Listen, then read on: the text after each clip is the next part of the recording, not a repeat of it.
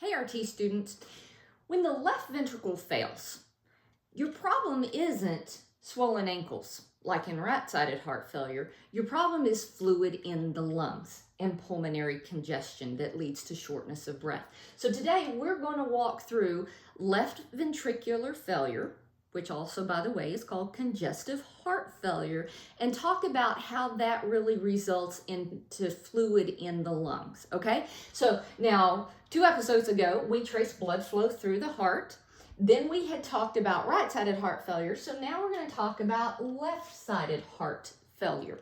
All right, so when you look at this system and you think about the left ventricle, let's say something is diseased or damaged in that left ventricle. Let's just pretend we have a patient rolling up into the ED and they've had a massive heart attack that has affected their left ventricle.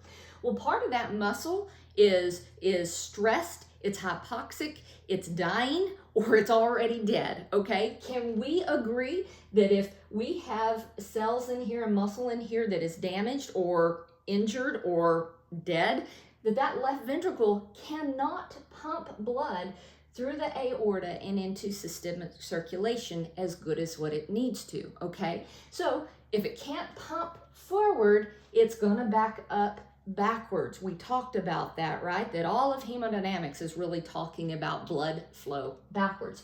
So if our left ventricle fails, okay, if that left ventricle fails, then what's going to happen is blood is going to pool into the left ventricle. It can't go anywhere, and eventually it starts building up, and it builds up backwards, and that blood will eventually spill into the left atrium.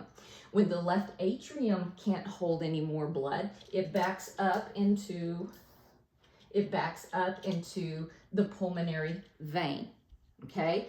When the pulmonary vein can't hold it anymore, it backs up into the pulmonary capillary bed. Now, the pulmonary capillary bed is not equipped to hold all that extra fluid, so it immediately begins to leak fluid into the interstitial space. The interstitial space, when we're talking about that lung, is that little bitty space between the capillary bed and the alveoli. Well, that's such a little bitty microscopic place that it can't handle more that fluid. And then what really ends up happening is that fluid moves in to the alveoli. And now we have fluid in the lungs. Pulmonary edema, okay? So pulmonary edema caused by the left side of the heart is cardiogenic pulmonary edema, and it results from left ventricular failure. Okay, so really pretty easy. That's left ventricular failure, blood pooling into the lungs rather than moving forward into systemic circulation. Put this all together and you can see how the patient would have heart failure symptoms and shortness of breath. So looking at this from this perspective, you should be able to differentiate between right-sided heart failure and left-sided heart failure. Hope this helps. See you next week with HQ's Fast 5.